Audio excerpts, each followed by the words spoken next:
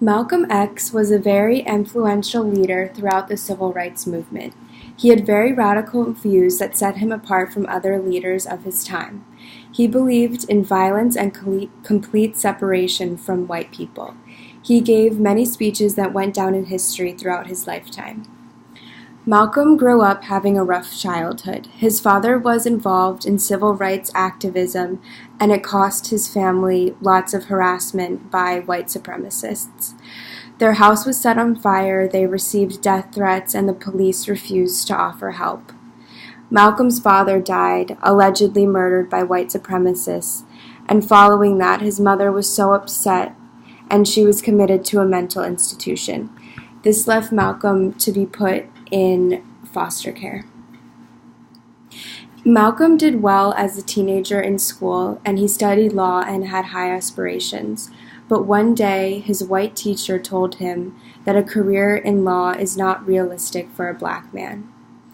This was when Malcolm became very hostile and angry towards white people, and he came to a realization that he thought that the white culture was hostile towards career-oriented African Americans. After that, he dropped out of school and started getting involved in illegal activity. In 1946, Malcolm ended up getting arrested for burglary and was sentenced to 10 years in prison. While in jail, Malcolm learned about the Nation of Islam, and this is where he grew his beliefs. While in jail, Malcolm had a lot of visitors, and that was how he learned about the Nation of Islam. And so when he got out, that was when he really started to push it on other people. And he grew as a figurehead and dedicated his time to grow the nation's outreach and membership. And he established new temples all over the country and attracted lots of new members. And by 1954, Malcolm became the minister and leader of Mosque number 7 in Harlem. And so the Nation of Islam believed in black nationalism and total separation from white people, which was a very extreme view and why Malcolm had the reputation for being very extreme. It was not believed that white and black people could live together peacefully in society. And Malcolm believed in a radical revolution that would separate the two races. Malcolm, throughout his career, he had 3 very famous speeches, and they were called Message to the Grassroots, The Ballot or the Bullet, and By Any Means Necessary. In these speeches, Malcolm preached his black nationalism and his radical views on how he believed to overcome racism. And he really was put in the spotlight because his views were so extreme. And he had many followers and many critics. He uses a lot of different persuasion tactics in each of his speeches, and I think that his biggest use of persuasion was pathos, because in his speeches he appeals to make African Americans feel really let down and betrayed by white society as well as the government, and he uses this to evoke hatred from African Americans to really make them want to rebel. And I think that was his most successful tactic that he used. He also used a lot of ethos, and he did that by establishing himself and being very passionate. He often, in the beginning of his speeches, he would, state exactly who he was, what he had accomplished, and why he was there. And I think that established a lot of ethos because it speaks to his credibility. He was also extremely passionate when he spoke, and when he spoke, he used words like we, brothers and sisters, which really made the people feel that they could trust him and that he really wanted,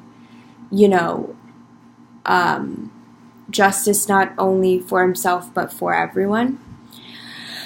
And finally, Malcolm uses logos, and he uses it in a way that he's really, kind of in a similar way that he uses pathos, and he really is like laying down the reasons why the Black community have been let down, and he's kind of saying like this is the logical reason why we should have a Black separation from white people. This is the logical thing to do, and this is why we have to do it. And he was very convincing with that. With nonverbal communication, Malcolm used that in where he would speak very loudly at a high volume, and I think that showed a lot of confidence because he really showed that he knew what he was saying and he wasn't afraid to, yell it.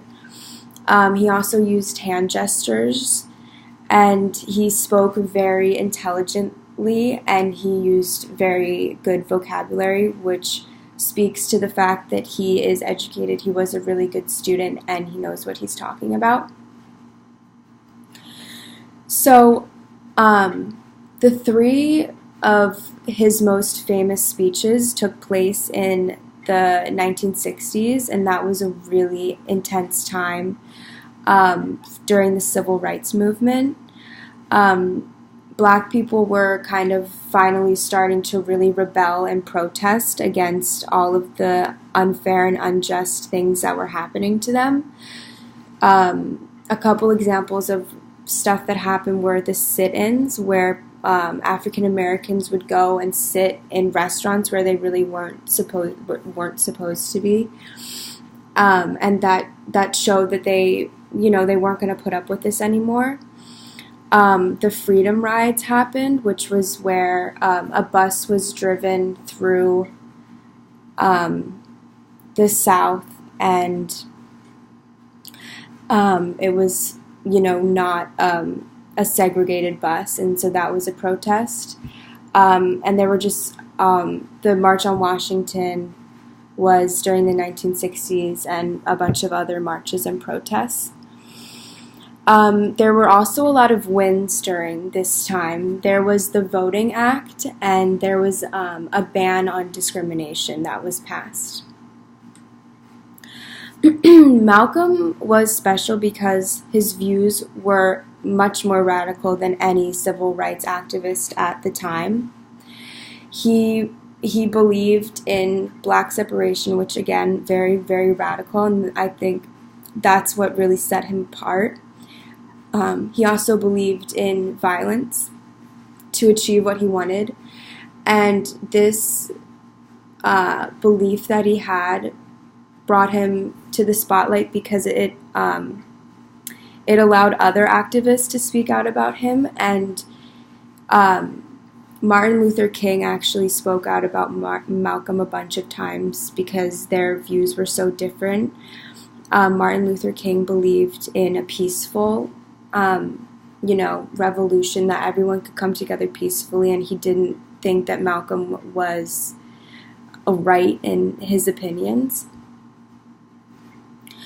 Malcolm's views were extreme, but it was a desperate time for African Americans, and, some people really did believe in what he was saying because they were desperate for something to work.